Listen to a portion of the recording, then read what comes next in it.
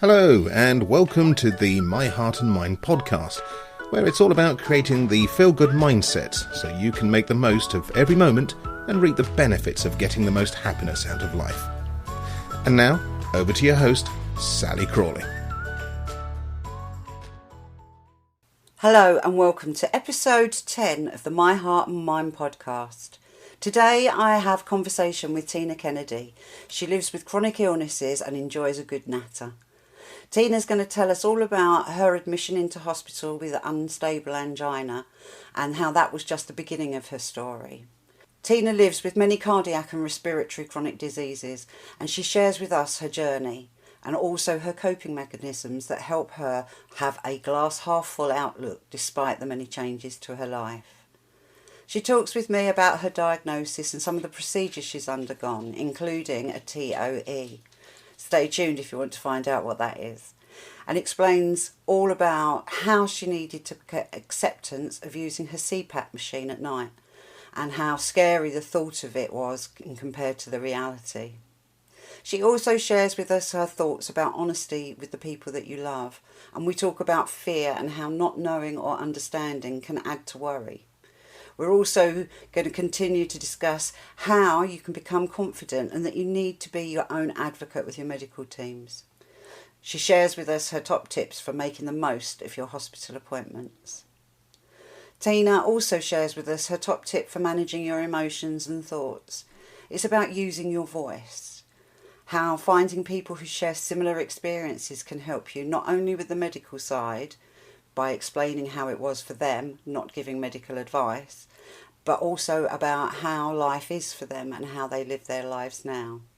She shares her story about the support she got from finding Facebook groups on the internet. Another topic we discuss is the importance of acceptance and liking the new you after your diagnosis. Tina talks us through what motivates her, how having a Motability scooter is a great benefit to family life, and the impact of her health on her mental health. And there is so much more. Did I mention one of the key tips from Tina is to talk? And now let me introduce you to Tina Kennedy. Hello, Tina. It's lovely to have you on the show today. I'm so glad that you have joined us because you've got such an interesting story to share with everybody. So what I'd like to do is just start off with, can you introduce yourself to everybody and tell me a little bit about your life before your diagnosis? Hello, everyone. My name's Tina Kennedy. My name is actually spelled T-E-N-A because when my dad went to register me, he was very dyslexic. In those days, the men had to go and do it. And he thought, cup of tea and put an N in it. And I've never minded until they named the incontinence wear. So I'm Tina, although it's got an E. When I was 49, I had my first cardiac incident. It turned out to be unstable angina. It was quite a bad attack, but I was allowed home to celebrate my 50th, and angina was still a problem. So GTM was my lifesaver. But I was very active. I was working at a rural GP surgery, and I was also a coordinator for the local first responder group. So you had first-hand experience, didn't you? Really, yeah, we used to carry oxygen. It's true, and to be honest, they so needed the help, but it's so rural. You know, sometimes they were miles and miles away, so somebody had to respond, so that the patient was safe, if you know what I mean. But we carried a defibrillator and oxygen, amongst other things, in the great big red bag. I'm sure you've seen them hoy them over your shoulder like the weight of a small child. But they decided, because of the angina, that I couldn't carry it. So I wasn't allowed to be a coordinator anymore. I was great as a fundraiser. I'm not afraid of putting myself forward so I could make the money, but I was so sad that I couldn't do it. It was a big loss to me. But then it started to affect my work. I told you I worked in a GP surgery, and a lovely group of people, but it's a huge loss when your health starts to affect your working life. You know, because it was affecting my working life, I had a patient list, and it meant that the other colleagues had to come and cover my patient list just because I was feeling unwell, and it got so unfair I had to leave. And that was one of the worst things for me, was not having a working life anymore. It was really, really hard. How did the angina get in the way of this? What did it feel like for Because it was unstable, because I never knew when it was going to happen. And sometimes it wasn't just a case of putting the GTN under your tongue, it was knocking me off my feet sometimes, you know. And as I say, you never know when it's coming. If you get stressed about something, but there doesn't have to be a rhyme or reason to it. Fortunately now it is well controlled. I still have a GTN spray, but I don't have to use it too much. But it's there if I need it. But you know, I don't think there's any cure for it. I just think it's a problem that you have to learn to live with. So you didn't actually have a heart attack? It started with No, angina. not my first. They thought it was when I was admitted. They actually were treating it as that. They thought it was, until the results of my blood tests came back, and they said no, it wasn't a heart attack. I've never had a heart attack, fortunately. I think I've had everything else, but not that. So you mentioned that you had to leave the job that you loved. What else changed in your life around that? We decided to move back to Buckinghamshire, buy a new house and move down here nearer my kids. But fortunately for me, I was closer to the London hospital, so my actual healthcare changed a lot. It was a lot more intense, so it was a good thing. Was it a deliberate move about the hospitals, or was it more about being with family? Oh, family first. Family first. And when those things happen to you at that age, my dad had died at 58 and his brother at 61, and I was really concerned once they told me I had heart problems. I thought, you know, fortunately for me it hasn't happened and I've gone past that milestone, but it's very tragic watching your dad die at that age of heart problems, and his brother with a stroke at young ages. So when I moved to the specialist hospitals in London, that was something they decided to investigate because of the family history. So yeah. So did you find that you got a lot more support being at a hospital like that? What did I just think they're more specialist. I mean, the people at the local hospitals were really lovely, but they didn't have the knowledge that these people do, the knowledge of the drugs and the care. I felt really protected, because I even now I adore the doctors and the nurses. I feel safe there. You know, they make you feel safe. Yeah, it is important. Yeah. So how are things now? Has life improved for you, or? Oh, sadly not. Everything's progressively getting worse.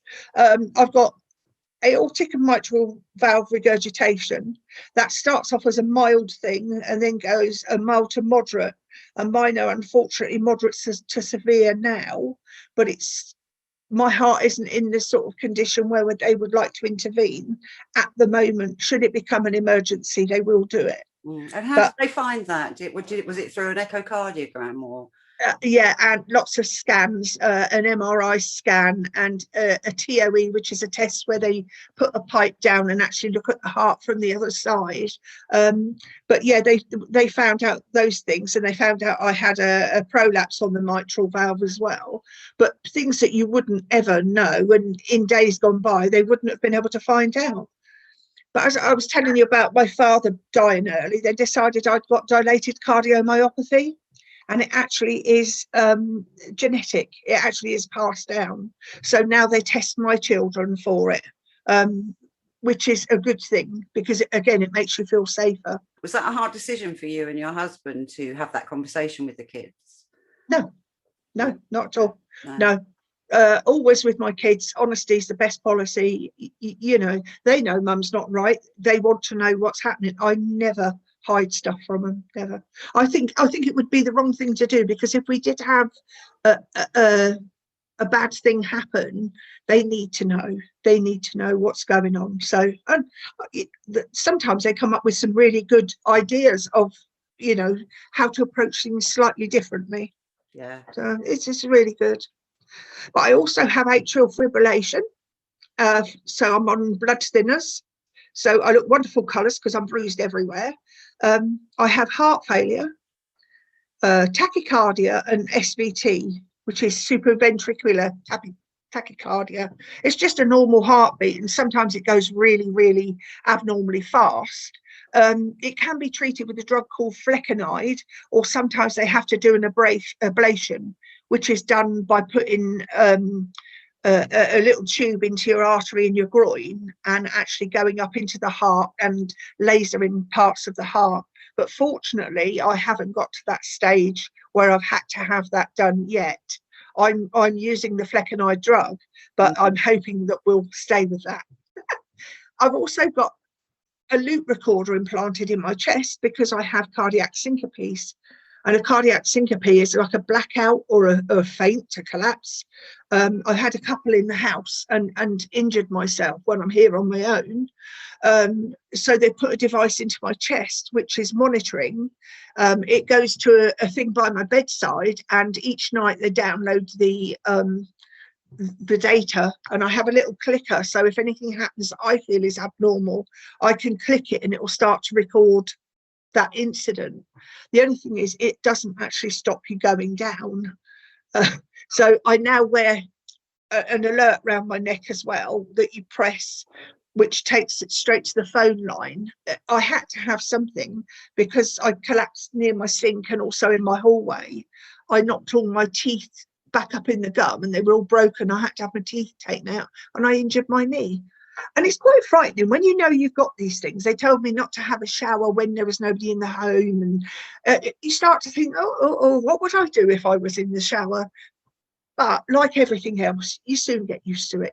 I'm not saying you get used to collapsing, but you soon get used to the care that's there and how to manage things yourself. Yeah, I think some of it is just the confidence. Yes. I was going to say, it sounds like it's managing the fear, because I know from my experience, I was very, very fearful after my heart attack. Many things that really was quite surprising. And we take having a shower for granted, don't we? But I think the more you go through these things, though, the more you start to realise that what you think is a big thing actually isn't. They give all these tests, all these super duper names. Usually it is just an abbreviation or a couple of letters, and you think, well, what is that? And it's your fear because you don't know what it is. And the thing is, whatever, don't go and Google it, for goodness sake. It's the worst thing to do. But I would try and find out what it is so that I try and make myself less scared. But the best way for me is, because I'm a member of support groups, I can ask people that have had like incidents that I've had in my life, and they can sometimes tell you, what it is or what it was for them, without scaring you too much, and they're very supportive. I do use the internet a lot. Knowledge, it really is the knowledge, and these are people that are sensitive to how you're going to feel because they understand. So it is, having a little bit of knowledge does help, really does help. But you wouldn't ask them things to do with your own medical need or anything like that, because they couldn't tell you, but they would tell you for them how the situation addressed them. So at least you know what you're going to do or what it's going to be like. I find it much better. A little bit of knowledge is much better. Yeah, and it sounds like communication is a really key thing about talking. And you know what I'm like with the talking. I mean, I believe that it is the essence of all of these things. If you talk to other people and if you share how you feel, it gets you through it, and it really does. Even if it's a down talk or an upbeat talk, you've got to. But I have the utmost faith in these people. So it's good for me. It works for me. Good. That's good to hear, because I'm a great believer in talking. You keep it in, you're not processing it. And I think a lot of people feel vulnerable admitting how they're feeling. But actually, I think it makes you more bulletproof, because if you put your hand up and say, I need help, or I just need somebody to listen, or for you to tell me your story, it kind of puts everything in perspective for you and you can cope better. And I kind of feel also that if something starts off as a little thing, and if, like now, we're all isolated, it becomes so huge just because you're thinking. Whereas if you talk about it, you realise, hang on, that was only something small. But you can, do you know what I mean? You get anxious, and I do think it's important to share. It puts everything in proportion, doesn't it? Yeah. So there's a massive amount of things that you've just described to me about your health. is there anything else? But I hate to ask if there's anything else, but I understand that you also use a CPAP machine. Yeah, I do. Sadly, I've got quite a few respiratory problems as well. I've got asthma. I've got small airway disease, long-term steroid use and antibiotic use. But I've got what's called bronchiectasis, which is a condition where your lungs, the airways become abnormally widened, which leaves you vulnerable to infection. And sometimes produces a lot of mucus. Fortunately for me, mine doesn't at the moment, but I do suffer. But a CPAP machine is just a small box that blows constant air at pressure through a hose to a mask, which is attached to your face. But it's nothing to be feared. You will get used to it. Believe me, I thought, oh, I can't do it. But you soon settle down to it. And honestly, it helps me so much. I'm now using it in the daytime as well as at night when I'm feeling really bad, and it does help me. Does it help you get a better night's sleep as well? Well, they usually use them for sleep apnea, and they did tell me that they thought I had a very small degree of sleep apnea, and they thought it would help with that. But I wouldn't say so, because I think the steroids ruin my night's sleep anyway. I'm on so many steroids that I'm bouncing off the ceiling sometimes. So no, not really. But I can read. I've got some glasses that have got nice flexible arms on. So I put it all on, put my mask on, and then I attach my glasses to the outside of it so I can lay and read, or so that I can, go onto the iPad if I'm awake. Because obviously I've got a partner. I don't want to make noise or get out of bed. But it works. You can make it work, but for people that are being given them at the moment, I know how scary it was. I was scared of it, but it's just a tube and a mask, and you think, oh, the pressure's going to blow and I won't be able to swallow. Yes, you can. Yeah, yes, you can. So it's just a case of getting used to it. Yeah, so it's a bit like feel the fear and do it anyway, and then reap the results and the benefits. So. Yeah. I would tell anybody to have one if they suggest that they need one. Good. So guessing that you have many, many conversations with specialists and doctors and cardiologists, etc. Have you got any tips about how to make the best out of those appointments? Absolutely. If you're going in for something and you don't really understand what's happening to you and you've had tests, make your list of questions before you go to the hospital. If you go in armed with a list so you know what you want to say, usually they come in and they'll talk, but once he's finished, most of the doctors will give you a minute to talk. Ask them your questions, and if you don't understand the answers, please say to them, I'm sorry, I don't understand, so that they can repeat what they said. Also, you could ask them that all clinic letters, all outpatient letters, are CC'd to you. And the hospitals really don't mind doing that. So when you get home and you think, oh, what was that he said? I really can't remember. The letter will come through and you'll see it. They really don't mind doing it. And it's exactly the same letter that they send to your GP. Excellent. So you're getting all of the information on it. Yeah. But they would be my tips. I mean, to be honest, my consultants are my friends now. I wouldn't be without them, and I really like them. If you're uncomfortable with your doctor, you need to ask yourself why, and you need to look further than the white coat and realise that they're people too, because they will talk to you. They will. And it's interesting you mentioned about the white coats, because we kind of feel slightly anxious when we're talking to them. We go to our appointments, don't we? And we're anxious anyway because we don't know what the outcomes are going to be. And then there's these people that are very clinical in the way, and we think that they know everything. Yeah. And some people are taught to respect them, but it goes a little bit too far, so they're afraid of them. No, they're people. Have a look a little bit deeper, because they're people. And they're lovely. I mean, I love mine, as I said. They really, really look after you and will explain to you if you need their help. Yeah. So another top tip would be make a friend of your doctors and cardiologists, eh? Absolutely. So, Tina, you've obviously had to make an awful lot of changes. You've mentioned how the steroids have affected your sleep, etc. What were the key ones that you had to make, do you think, and how have you found that? Accepting I couldn't work was awful for me. I just couldn't get my head around that, and it was my way of socializing. I love people, I love being around people. It was really tough not being able to go to work. Also getting used to being slower and less able. My grandson will go tearing off and he'll say, "Come on, Nanny, run." And I think, oh, I'd love to run with you. Oh, but you have to learn your limits. You have to learn when to say no. And it's a hard lesson to learn. And also you have to learn when you need to ask for help. And that's hard to do because you want to prove to everyone that you're doing okay. But you soon learn that if you don't ask for the help, the next day you're going to be bad, and it's not worth it. You've got to ask someone to help you if you can't do things. Mm-hmm. But they would be my biggest ones, that I couldn't work, that I'm slower, and I fall asleep all the time. Oh. That's a big one. Yeah, I fall asleep all the time. Terrible. But you do get used to it. Yeah, so it's about adapting for you, isn't it, to the changes? Absolutely. Lots and lots of big changes in my life.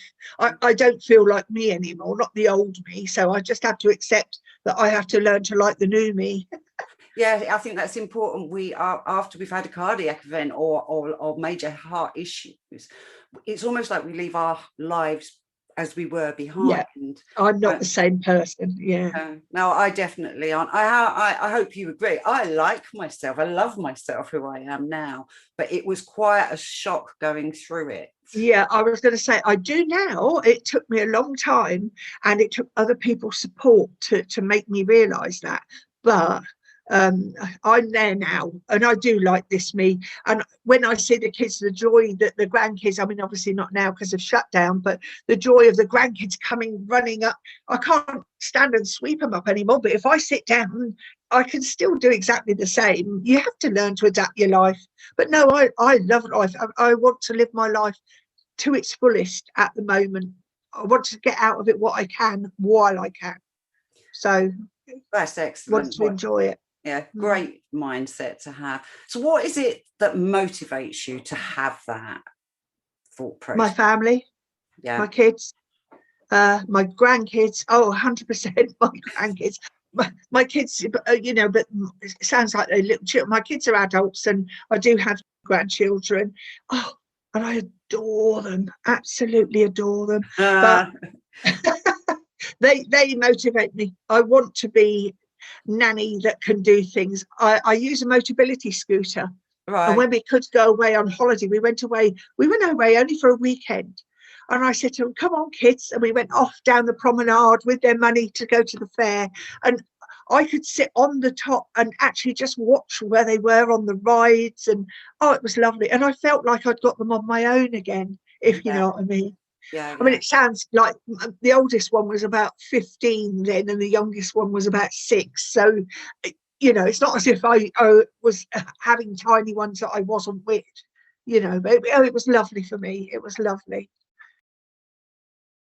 Sorry, I was going to say, your Motability scooter is kind of giving you another lease of life that allows you to... Absolutely. We've got a dog, and the grandkids love going to walk the dog. My son goes with my husband to walk the dogs, and I think I want to go. But now I've got the scooter, I can go.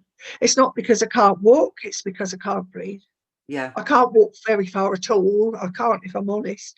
But it's the cards that you're dealt with. So I'm quite happy to get on my little scooter and off I go. Yeah. The grandchildren say, "Get off, Nanny, I'll have a go." I say, "Oh, no, you won't." I can imagine them fighting over having a go when you're not sitting on it. "I'll have a go." I said, No, it's mine. So, I mean, it's lovely to hear you talk about your family and how happy they make you, and also about the fact that you have adjusted your view on life to be able to carry on living and enjoying it to your best ability. Because I think if we get stuck in that, life's never going to be the same again. We actually are quite defeated in ourselves. I'll be honest, I had been there. I had low moments. I have, but I was going to ask a while ago. Yeah, I was going to say, did your health issues cause like an issue with your mental health, and did you get any support? Absolutely. I went to talking therapies a couple of times. encouraged by the GP and my medical team. And I was very skeptical, but I have to say that it was very useful that they knew what they were talking about. And it gave me a little bit of encouragement to be a bit braver than I was. I do take antidepressants, and I'm certainly not ashamed of that either. I do think I need them. Although I'm a glass half full person, sometimes some of the things get quite heavy to bear, so I like to take them. But I was very lucky. I met a lady online called Gail Pittman, and I was at my lowest, and she saved me. She saved me from myself. She saved me from wallowing down that path, and made me see that I wasn't alone. I felt so alone at that time. You never have any contact with other sufferers, or how do you get that contact? But she, from the internet, she gave me so much courage to get out and do things. And she was an inspirational lady, she was, but she helped me. She asked me to join internet groups and things like that. I joined Bell's Hearties, and I also joined another marvelous group, which isn't gender specific, they're groups for everyone. So please have a look on the internet. If you're feeling really low and you want an ear, and you don't have anyone around you that you can talk to about what you're feeling, there's so many help groups out there that really will help you. Lovely people. Go seeking, and don't be afraid to talk. They know what you're talking about. They've been there, so they understand. Yeah. So it was Facebook groups that really started me on my journey, because I felt so alone. And like you've just said about your relationship with Gail and meeting her, being able to hear that there's other people that are better off, worse off, different to how you are with your health issues, kind of does give you the courage and the confidence that you aren't alone in this. No. I mean, now I rely on Bell's Hearties is always there for me. That's my weapon of choice. But there's lots of others. There's lots of others, but they are really lovely with me. And sadly, we haven't got Gail with us anymore. She had a heart transplant, but unfortunately got quite sick afterwards, and she's not with us. But there was another lady called Julie Bartlett, and really, really lovely, but there's nothing you can do. Nothing you can do about it, because they fought their battle and sadly lost. So, and it's for us to carry on living life, absolutely, the most of it, because we don't know, Gail, do we? Gail put me back on the road that I'm on now. She did, and I try and do it for other people, because it's so important. Really is so important. And that's kind of the purpose of my podcast. It's I want people, whilst it's us having the conversation, it's for other people to listen and to learn and to know that there are other people that are feeling and experiencing very similar things. Absolutely. Just somebody to lean on a little bit. Absolutely. And it goes back to your earlier point about the communication and talking and sharing, etc. Yeah. But on that note, if I was to say to you, have you got some top tips that you could share with people that are listening today to help them in their heart journey? Well, my top tip would be a glass half full. Gail taught me that, and it makes life so much nicer to live. Like you said, don't sit there being woe is me. You've got to try and get above it and think, we can do this, let's do this. Talk lots. It's very therapeutic, makes you realize you're not alone, but it also makes you feel better.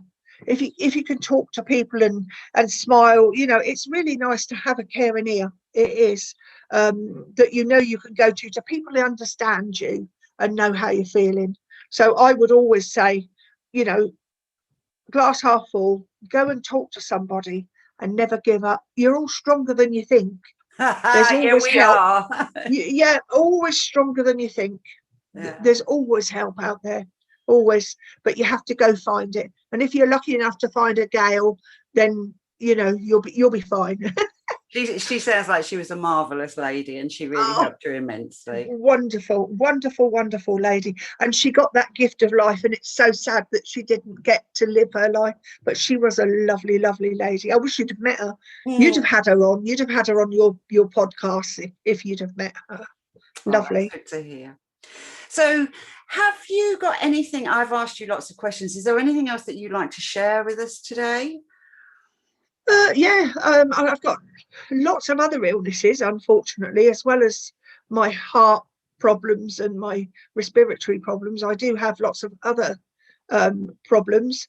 And again, I think it's about your mental health, and it's about how you live your life with it.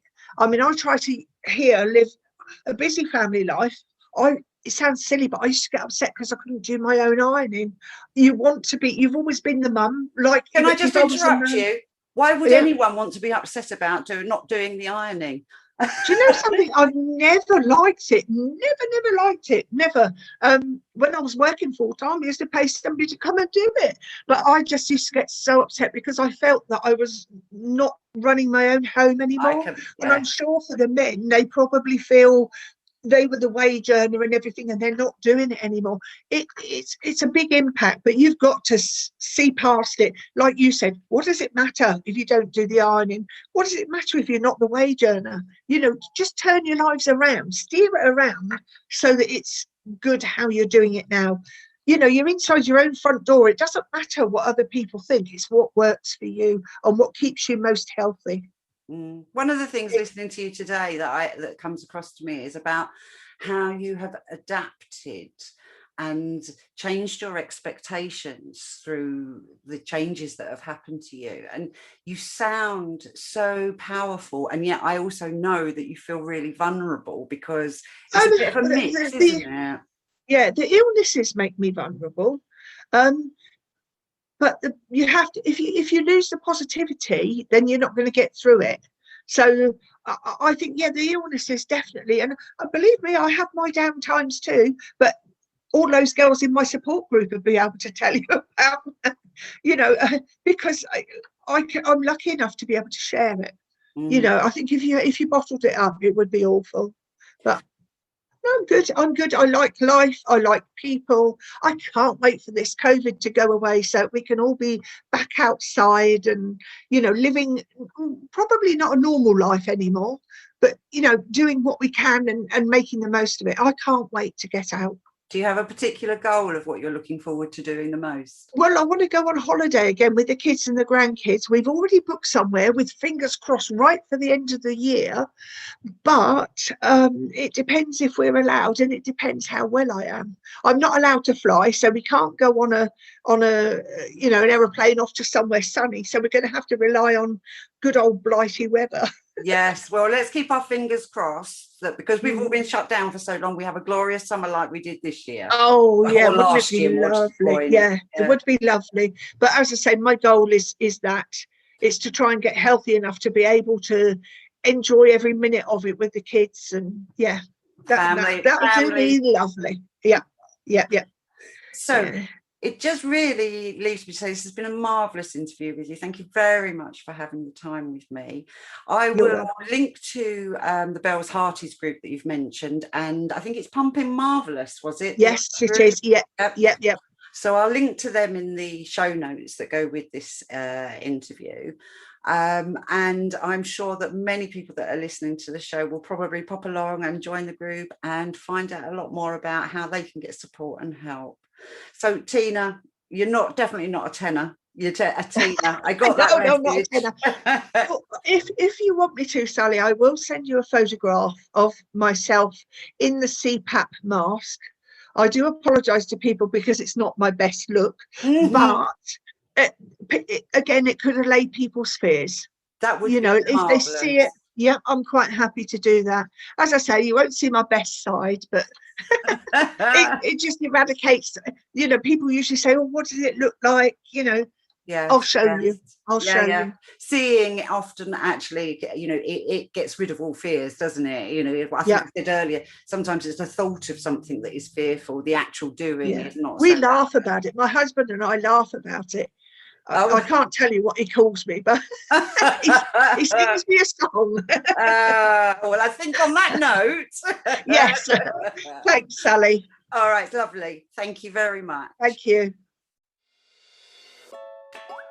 You've been listening to Sally Crawley and the My Heart and Mind podcast, a show for you if you've had a heart attack, cardiac event, or other life-changing experience and want to feel good. It's all about mastering your feelings and emotions so you can feel great and live the life you love. To find out more, visit www.myheartandmind.co.uk and note that that's an AND and not the ampersand character. Go be magnificent.